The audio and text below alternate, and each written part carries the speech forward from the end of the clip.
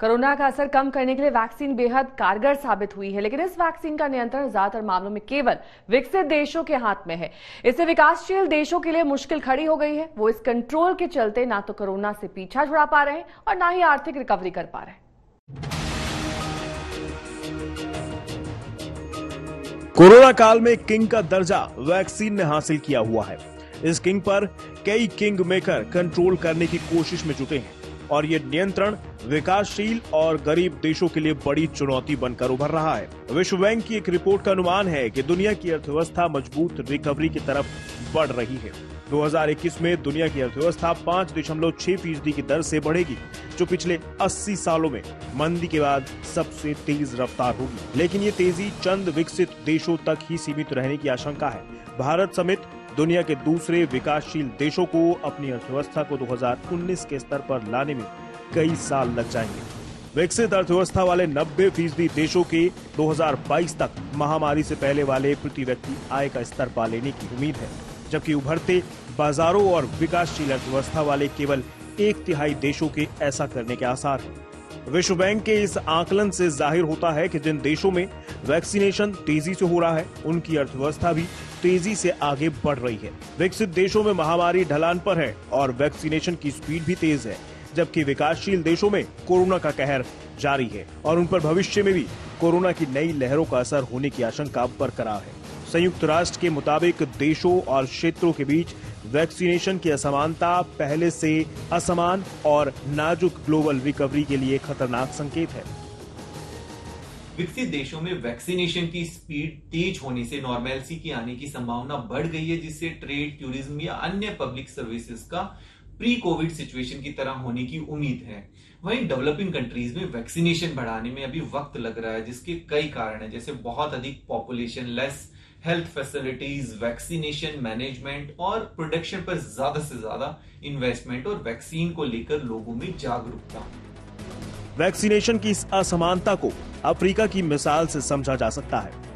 दुनिया में औसत 11% लोग वैक्सीन की पहली डोज ले चुके हैं, जबकि अफ्रीका में महज 2% लोगों को पहली डोज लगी है। ऐसे में अफ्रीका में सबसे धीमी आर्थिक रिकवरी दर्ज की जा रही है। हालात भारत में भी कुछ खास बेहतर नहीं है। वैक्सीन अभियान के जरा भी लड़खड़ाने पर रिकवरी की रफ्तार भी सबसे धीमी हो सकती है। आज वैक्सीनेशन की बहुत डिमांड है।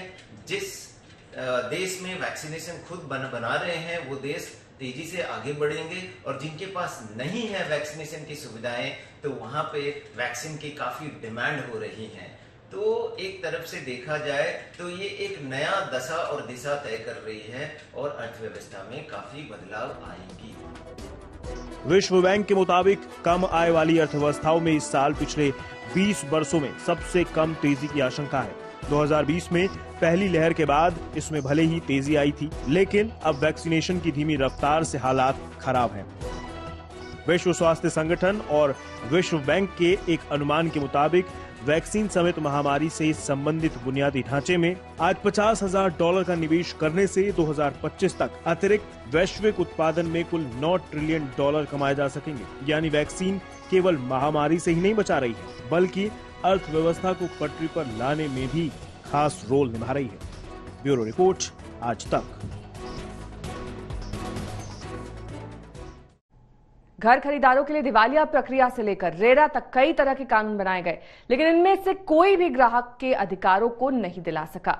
5 साल पहले बने दिवालिया कानून से रियल एस्टेट सेक्टर में केवल 8 प्रोजेक्ट्स का समाधान हुआ है। 5 लाख लोग अब भी पोजेशन का इंतजार कर रहे हैं।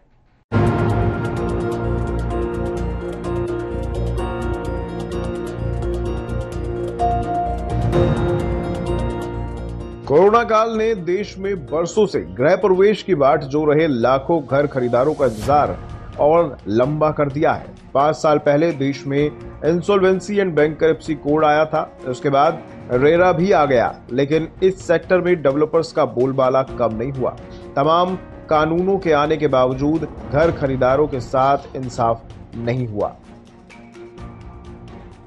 5 साल में इंसॉल्वेंसी एंड बैंकरप्सी कोड से रियल एस्टेट सेक्टर के केवल 8 रिजोल्यूशन प्लान मंजूर हुए हैं, जबकि मार्च 2021 तक आए मामलों की संख्या 205 थी। यानी रियल एस्टेट के मामले में आईबीसी की सफलता का रेट 4% से भी कम है। लेकिन मुश्किल केवल आईबीसी तक सीमित नहीं है। रेरा भी घर खरीदारों के अधिकारों को बहाल करने में कोई खास कारगर साबित नहीं हुआ।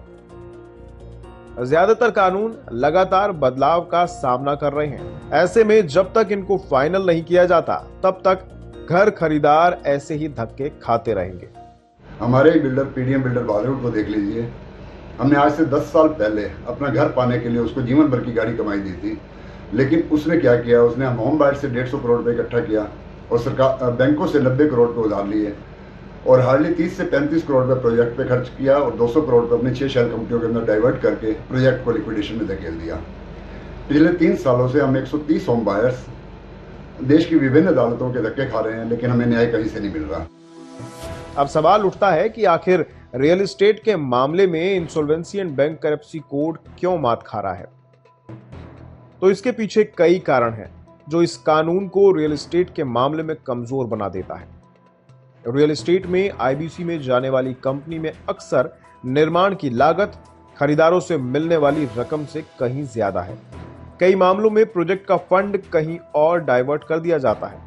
वित्तीय लेन देन की लिस्ट होम बायर्स के शामिल होने से इतनी लंबी हो गई है कि टेक ओवर करने वाली कंपनियां इसमें दिलचस्पी नहीं दिखाती।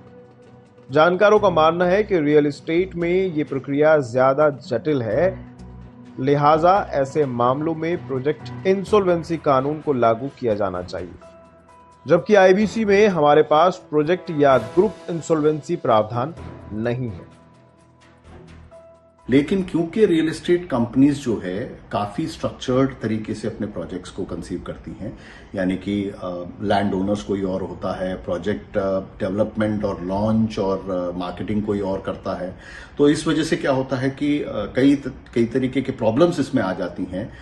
कई सिचुएशंस में लैंड ओनर्स क्योंकि प्रोजेक्ट स्टक होती हैं, इंक्लूडिंग इवन लैंड राइट्स को भी कैंसिल कर चुके होते हैं, डेवलपमेंट राइट्स को भी कैंसिल कर चुके होते हैं। उस सिचुएशंस में काफी कॉम्प्लिकेटेड हो जाता है इंसॉल्वेंसी प्रोसेस। जाहिर है अगर रियल एस्टेट की जरूरतों के मुताबिक आईबीसी को नहीं ढाला गया तो फिर इस सेक्टर के लिए ये कभी भी असरदार साबित नहीं होगा। आदित्य की राणा, आज तक।